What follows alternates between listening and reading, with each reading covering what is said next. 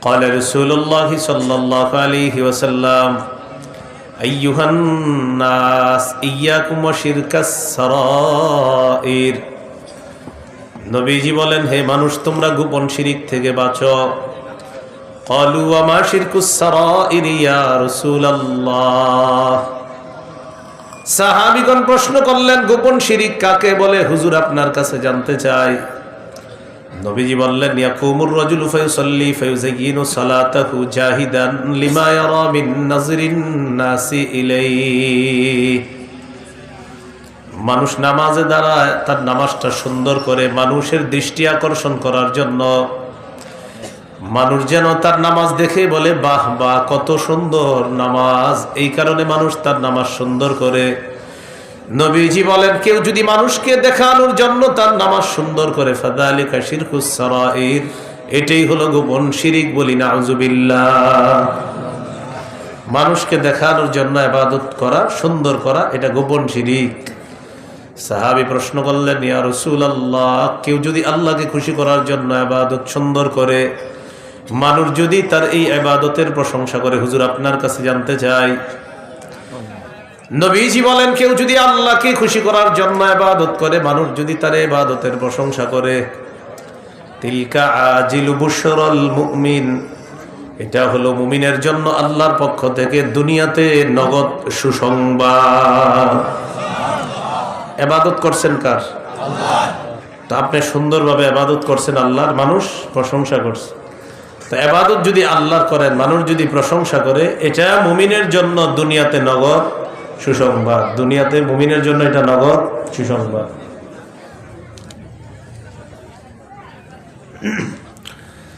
তো এই জন্য রাসূলুল্লাহ সাল্লাল্লাহু আলাইহি ওয়াসাল্লাম তাদেরকে জানায় দিলেন যে গোপন ইবাদত করা এটা তো ভালো, কিন্তু গোপন শিরিক, যেটা ইবাদতের মধ্যে লোক দেখানো ইবাদত, গোপন শিরিক, এই শিরিক থেকে আমরা বেঁচে থাকবো। আল্লাহ তৌফিক দান করে। আমি আপনাদের সামনে সূরা বনী ইসরাঈলের 23 থেকে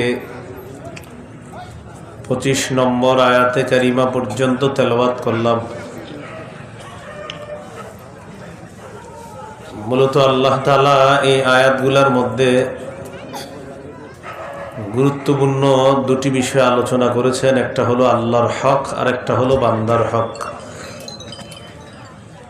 সূরা বনী ইসরাঈলের 23 নম্বর আয়াতে আল্লাহ তাআলা দুটি চূড়ান্ত ফয়সালার কথা বলেছেন। একটি চূড়ান্ত ফয়সালা হলো আল্লাহ ছাড়া কারো ইবাদত করা যাবে না, আর একটি চূড়ান্ত ফয়সালা হলো পিতা মাতার নাফরমানি করা যাবে না। আল্লাহ বলেন, ওয়াকাদা রাব্বুকা আল্লা তা'বুদু ইল্লা ইয়্যাহু ওয়া বিল ওয়ালিদাইনি ইহসানা। আপনার রব আদেশ করেছেন, আপনার রব চূড়ান্ত ফয়সালা করেছেন, তোমরা আল্লাহ ছাড়া কারো ইবাদত করবা না। 2 নাম্বার চূড়ান্ত ফয়সালা, ওয়া বিল ওয়ালিদাইনি ইহসানা, পিতা মাতার প্রতি সদাচরণ করবা, তাদের নাফরমানি করবা না। তাহলে 1 নাম্বার চূড়ান্ত ফয়সালা হলো আল্লাহ ছাড়া কারো ইবাদত করা যাবে না। মতলব শিরিক করা যাবে না, উদ্দেশ্য হলো শিরিক করা যাবে না। ইবাদত করতে হবে একমাত্র আল্লাহর। সূরা জারিয়াতের 56 নম্বর আয়াতে আল্লাহ বলেন, ওয়ামা খালাকতুল জিন্না ওয়াল ইনসা ইল্লা লিয়াবুদুন। জিন ইনসানকে আমি সৃষ্টি করেছি আমার ইবাদত করার জন্য। কতদিন ইবাদত? মৃত্যু পর্যন্ত। সূরা হিজরের 99 নম্বর আয়াতে আল্লাহ বলেন, ওয়া'বুদ রাব্বাকা হাত্তা ইয়াতিয়াকাল ইয়াকিন। তুমি তোমার রবের ইবাদত করো, মৃত্যু আসা পর্যন্ত তুমি তোমার রবের ইবাদত করো। এই জন্য আল্লাহর ইবাদত করতে হবে, এটা আল্লাহর চূড়ান্ত ফয়সালা। আল্লাহ ছাড়া কারো ইবাদত করা যাবে না, শিরিক করা যাবে না। শিরিক করলে সমস্ত আমল বরবাদ হয়ে যাবে। সূরা জুমারের 65 নম্বর আয়াতে আল্লাহ বলেন, লাইন আশরাকতা লায়াহবাতান্না আমালুকা। নবী, যদি আপনি শিরিক করেন আপনার সব আমল বরবাদ হয়ে যাবে। আপনি শিরিক করলে আপনার আমল সব বরবাদ হয়ে যাবে। সূরা মাইদার 72 নম্বর আয়াতে আল্লাহ বলেন, ইন্নাহু মান ইউশরিক বিল্লাহ ফাকাদ হারামাল্লাহু আলাইহিল জান্নাতা ওয়া মাওয়াহুন নার ওয়া মা লিয-যালিমিনা মিন আনসার। যে ব্যক্তি আল্লাহর সাথে শিরিক করবে আল্লাহ তার জন্য জান্নাত হারাম করে দেন, তার ঠিকানা হলো জাহান্নাম। আল্লাহ আমাদেরকে শিরিক মুক্ত ইবাদত করার তৌফিক দান করেন। শিরিক মহা জুলুম। সূরা লোকমানের 13 নম্বর আয়াতে আল্লাহ বলেন, وَإِذْ قَالَ لُقْمَانُ لِابْنِهِ وَهُوَ يَعِظُهُ يَا بُنَيَّ لَا تُشْرِكْ بِاللَّهِ। স্মরণ করুন ওই সময়কে যখন লোকমান তার সন্তানকে বললেন, হে প্রিয় সন্তান, তুমি আল্লাহর সাথে শিরিক করো না, শিরিক মহা জুলুম। সূরা আনআমের 82 নম্বর আয়াতে আল্লাহ বলেন, আল্লাযীনা আমানু ওয়া লাম ইয়ালবিসু ঈমানাহুম বিযুলমিন উলাইকা লাহুমুল আমনু ওয়া হুম মুহতাদুন। যারা ঈমান এনেছে, ঈমানকে শিরিকের সাথে সংমিশ্রণ করেনি, তাদের জন্য নিরাপত্তা, তারা হেদায়েত প্রাপ্ত। শিরিক করা ছাড়া যদি কেউ মৃত্যুবরণ করে, সরিষার দানা পরিমাণ যদি ঈমান থাকে, সে একদিন জান্নাতে যাবে। قال رسول الله صلى الله عليه وسلم يخرج من النار من قال لا إله إلا الله وفي قلبه مثقال حبة من خردل من إيمان। কারো অন্তরে যদি সরিষার দানা পরিমাণ ঈমান থাকে আর সে যদি লা ইলাহা ইল্লাল্লাহর বিশ্বাসের উপর মারা যায়, সে জাহান্নাম থেকে একদিন বের হয়ে জান্নাতে প্রবেশ করবে। সহিহ বুখারীর বর্ণনা 1237 নম্বর হাদিস।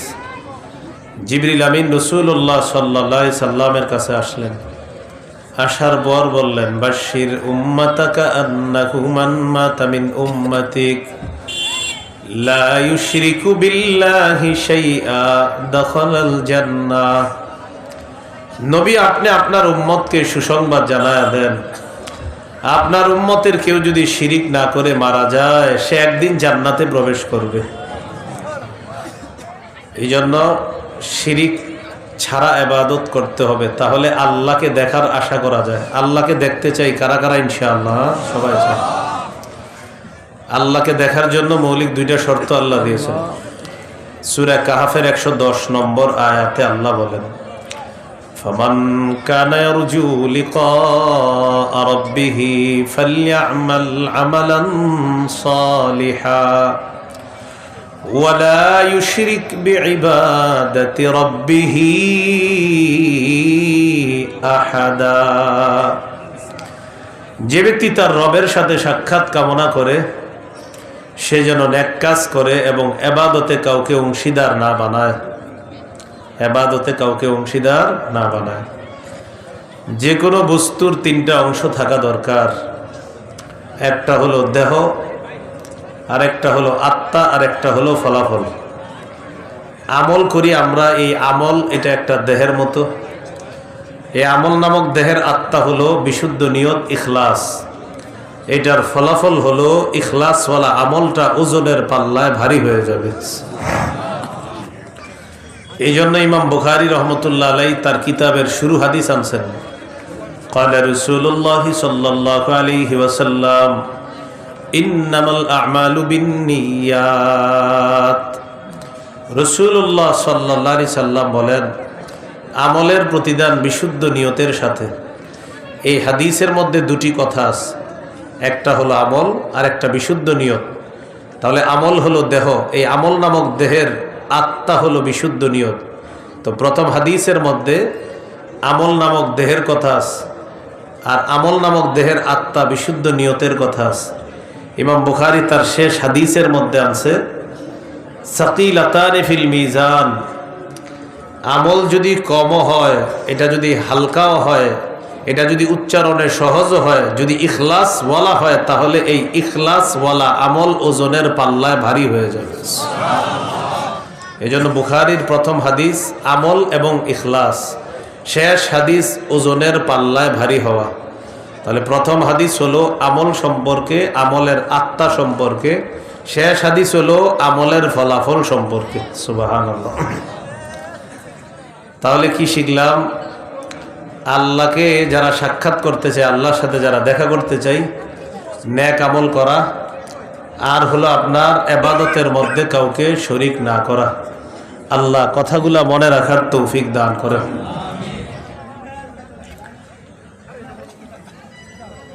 তাহলে এক নাম্বার ছিল আপনার চূড়ান্ত ফয়সালা, আল্লাহ ছাড়া কারো ইবাদত করা যাবে না। বলেন আমার সাথে, লোক দেখানো ইবাদত ছোট শিরিক, গোপন শিরিক, দাজ্জালের চেয়ে ভয়ঙ্কর। লোক দেখানো ইবাদত এটা করা যাবে না। বুলুগুল মারাম হাদিসের কিতাব, এই কিতাবের 440 নম্বর হাদিসের বর্ণনা। قال رسول الله صلى الله عليه وسلم إن أخوف ما أخاف عليكم الشرك الأصغر الرياء। রাসূলুল্লাহ সাল্লাল্লাহু আলাইহি ওয়াসাল্লাম বলেন, তোমাদের ব্যাপারে আমি সবচেয়ে বেশি ভয় পাই তোমরা ছোট শিরিকের মধ্যে জড়িয়ে পড়বা। ছোট শিরিক হলো আর রিয়া, লোক দেখানো ইবাদত করা হলো ছোট শিরিক। ইয়াকুলুল্লাহু ইয়াউমাল কিয়ামাতি ইযহাবু ইলাল্লাযীনা কুনতুম তুরাউনা ফিদ দুনিয়া ফানজুরু হাল তাজিদুনা ইনদাহুম জাযাআ। কিয়ামতের ময়দানে লোক দেখানো ইবাদতকারী মানুষগুলাকে আল্লাহ বলবেন, যাও তাদেরকে দেখানোর জন্য দুনিয়াতে ইবাদত করতা, তাদের কাছে যাও, গিয়ে দেখো কোনো প্রতিদান পাও কিনা। আমাকে খুশি করার জন্য তো ইবাদত করো নাই, যাদেরকে খুশি করার জন্য ইবাদত করেছিল তাদের কাছে গিয়ে আজকে প্রতিদান তালাশ করো। বলেন নাউজুবিল্লাহ। হাদিসের কিতাব সহিহ ইবনে খুজাইমা, এই কিতাবের 2 নম্বর খণ্ড 140 নম্বর পৃষ্ঠা। قال رسول الله صلى الله عليه وسلم أيها الناس إياكم وشرك السرائر। নবীজি বলেন, হে মানুষ তোমরা গোপন শিরিক থেকে বাঁচো। قالوا وما شرك السرائر يا رسول الله। সাহাবীগণ প্রশ্ন করলেন, গোপন শিরিক কাকে বলে হুজুর আপনার কাছে জানতে চাই। নবীজি বললেন, ইয়াকুমুর রাজুলু ফায়ুসাল্লি ফায়ুযায়্যিনু সালাতাহু জাহিদান লিমা ইয়ারা মিন নাযরিন নাসি ইলাইহি। মানুষ নামাজে দাঁড়ায় তার নামাজটা সুন্দর করে মানুষের দৃষ্টি আকর্ষণ করার জন্য, মানুষ যেন তার নামাজ দেখে বলে বাহ বাহ কত সুন্দর নামাজ, এই কারণে মানুষ তার নামাজ সুন্দর করে। নবীজি বলেন, কেউ যদি মানুষকে দেখানোর জন্য তার নামাজ সুন্দর করে, ফাযালিকা শিরকুস সারাইর, এটাই হলো গোপন শিরিক। বলি নাউজুবিল্লাহ। মানুষকে দেখানোর জন্য ইবাদত করা, সুন্দর করা, এটা গোপন শিরিক। সাহাবী প্রশ্ন করলেন, ইয়া রাসূলুল্লাহ, কেউ যদি আল্লাহকে খুশি করার জন্য ইবাদত সুন্দর করে, মানুষ যদি তার এই ইবাদতের প্রশংসা করে, হুজুর আপনার কাছে জানতে চাই। নবীজি বলেন, কেউ যদি আল্লাহকে খুশি করার জন্য ইবাদত করে, মানুষ যদি তার ইবাদতের প্রশংসা করে, তিলকা আজিলু বুশরাল মুমিন, এটা হলো মুমিনের জন্য আল্লাহর পক্ষ থেকে দুনিয়াতে নগদ সুসংবাদ। ইবাদত করছেন কার? আল্লাহ। তো আপনি সুন্দরভাবে ইবাদত করছেন আল্লাহর, মানুষ প্রশংসা করছে। তো ইবাদত যদি আল্লাহর করেন, মানুষ যদি প্রশংসা করে, এটা মুমিনের জন্য দুনিয়াতে নগদ সুসংবাদ। দুনিয়াতে মুমিনের জন্য এটা নগদ সুসংবাদ।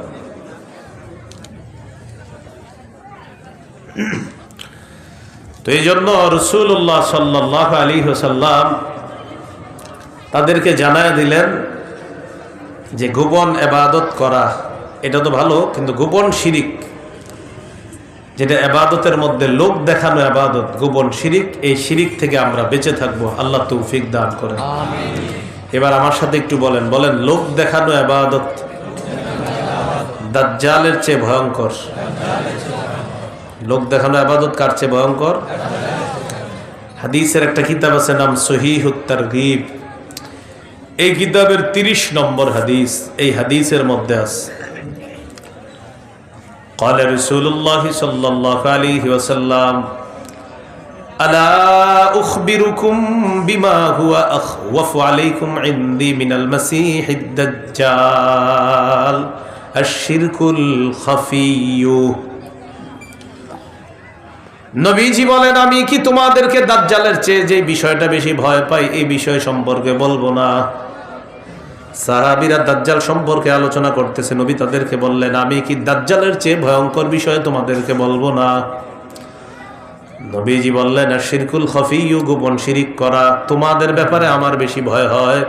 দাজ্জালের ফিতনা, এটা যতটা ভয় করি তোমাদের জন্য, এর চেয়ে বেশি ভয় করি আমার উম্মত তোমরা গোপন শিরিকের মধ্যে জড়িয়ে পড়বা। নাউজুবিল্লাহ। তাহলে ছোট শিরিক, গোপন শিরিক যেটাই হোক এটাও করব না। প্রকাশ্য শিরিক নিষেধ, গোপন শিরিক নিষেধ, ছোট শিরিক নিষেধ, লোক দেখানো ইবাদত নিষেধ। আল্লাহ আমাদেরকে হেফাজত করেন। তাহলে বলেন, চূড়ান্ত ফয়সালা ইবাদত হবে কার? এটাই সূরা বনী ইসরাঈলের 23 নম্বর আয়াতের প্রথম চূড়ান্ত ফয়সালা।